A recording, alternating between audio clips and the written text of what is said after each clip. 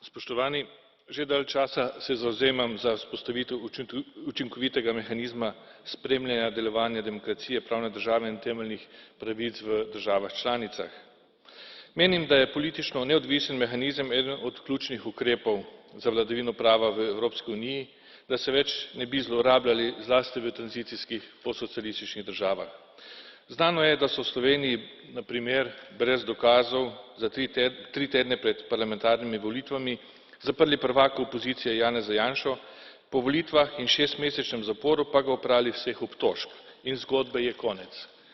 V takih hudih zlorabah bi morala Unija takoj reagirati, pa ni, ker baje nima ustreznega mehanizma.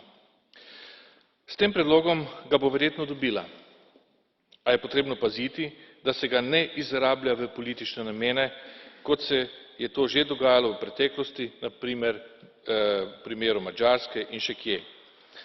Če nam bo spodletelo pri zagotavljanju nepristranskosti uporabe tega mehanizma, bodo državljani Evropske unije zavrnili takšno posredovanje Evropske unije, evroskepticizem pa se bo še naprej večal.